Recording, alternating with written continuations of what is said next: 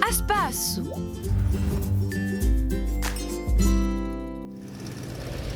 L'Indonesia.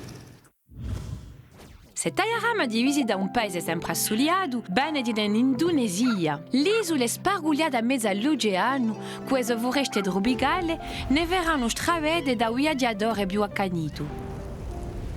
Ci sei mai stato in due emisferi allo stesso tempo? Qui è possibile. Ho stato fatta isole più maggiori del mondo. Ci sono 18.000 isole. Si stende da una parte e dall'altra dell'Equatore.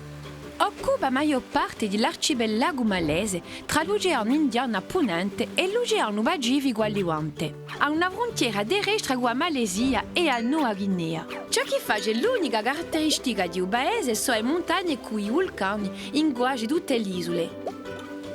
Il clima dell'Indonesia è tropicale, caldissimo. Di regola c'è due stagioni, una con l'acqua più buona e l'altra secca.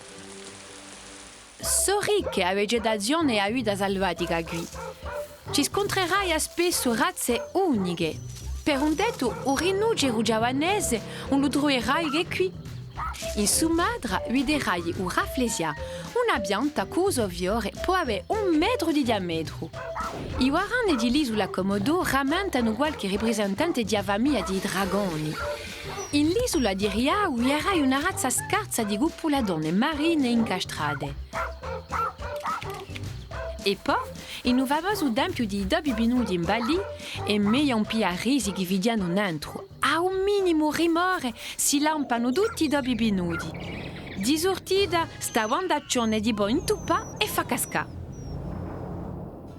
Oggi è un paese indipendente a Repubblica d'Indonesia. Per lo più, ha sua storia legata strinto con l'isola di Giawa.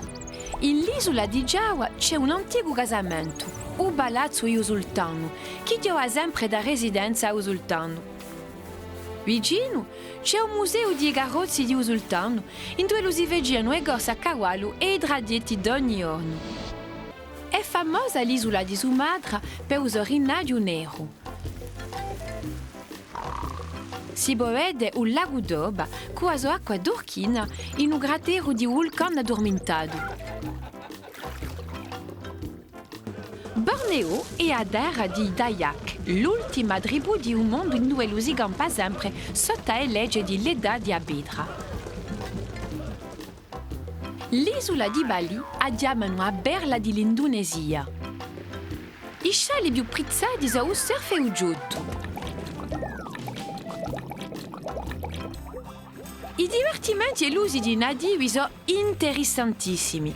Un spettacolo senza barro e a corsa di dori che non si può vedere che è in l'isola di Madura. Dice una leggenda che tutto principiò con la litiga tra due paesani.